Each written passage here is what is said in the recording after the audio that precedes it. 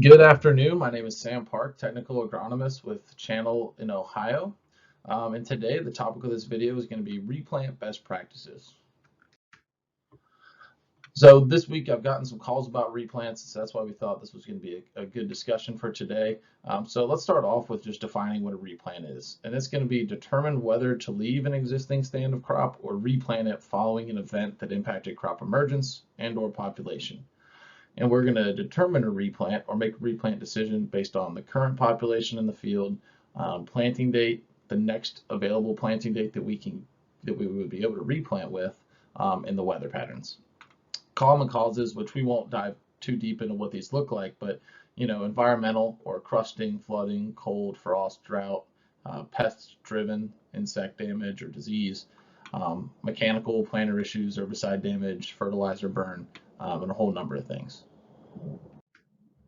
So just kind of a standard operating procedure or just some basic steps to follow would just be, first off, let's gather as much background info as we can, either before we enter the field or right when we get there.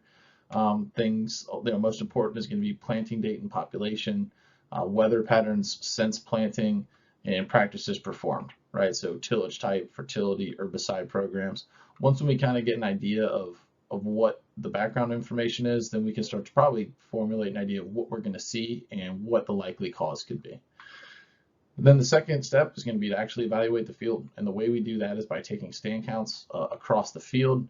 And it's not as easy as 1 every 5 acres or something like that. You probably want to walk the majority of the field, get an idea of what you're looking at, because it might be just a low-lying water hole that we may just be able to spot it in, or it could be across the entire field where we're either going to have to till the whole thing or spray it out and replant the whole field.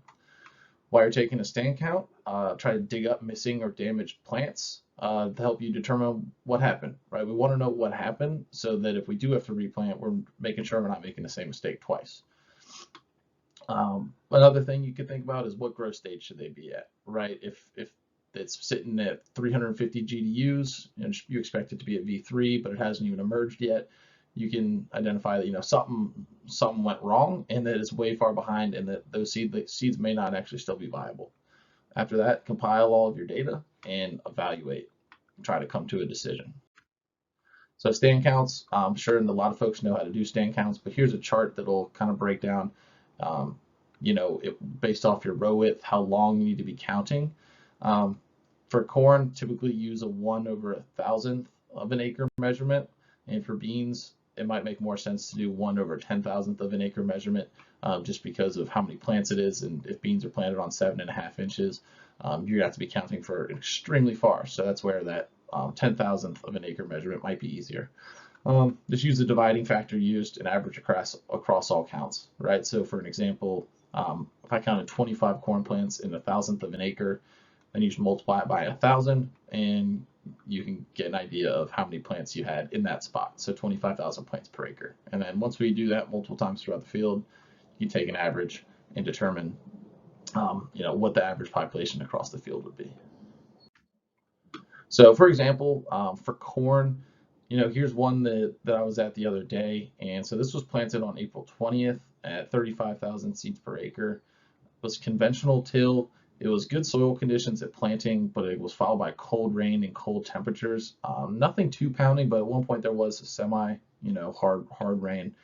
I evaluated it on 5/17, so May 17th, and 242 GDUs were accumulated. So I expected to be around that VE, V1 time frame or growth stage, and that's right where it was actually.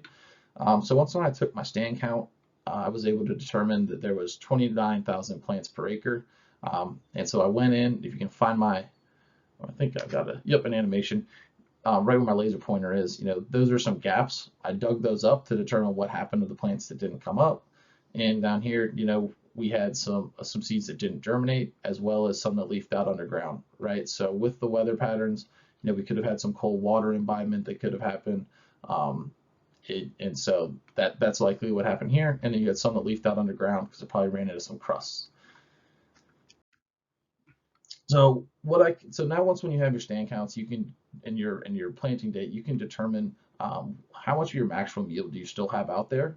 And this chart is really helpful from the university or from Illinois to make these decisions. Okay, so you follow my laser pointer, we planted on April 20th, and I counted a stand of 29,000, which puts us right at 95% of maximum yield. Okay, so if I left that stand right there, we're still at 95% maximum yield. That's pretty good. That's really good. Now, it's May 17th when I evaluated it. It's May 19th today. So let's say I was able to get back in there tomorrow. Then we're looking at like May 20th. No matter how many plants I get in there, right, even at 38,000, I'm not going to be able to get above 95% of maximum yield. And that's barring weather patterns or anything. That's if I can get it tomorrow, right? And then say I got rained out and I can't get it until the following week, right? That percentage of maximum yield drops even further. So in this situation, 95% of optimum maximum yield still attainable. Replant is not advised because you're probably, even if you go back in, you have to burn all that extra fuel, that extra starter. If you run starter again, and well, it's likely that, you know, it's based off this, it's not going to be the best decision. So replant would not be advised. So soybeans, in this situation, right, I was actually there this morning. It's planted April 27th at 135,000 seeds per acre in a conventional till. We had a pounding 2-inch rain the 2 days following. So as I already gathered this background information before stepping foot in the field, I'm like, all right, conventional till, pounded with rain right after, it's likely to be a crusting situation.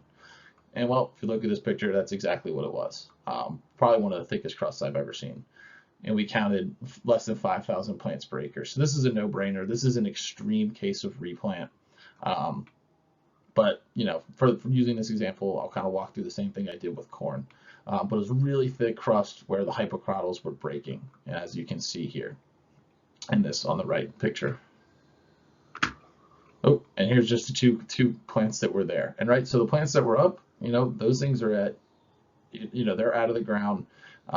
That's where the anticipated growth stage would be, and obviously nothing else has come up. So we could tell that everything is really far behind, even if it were still to emerge.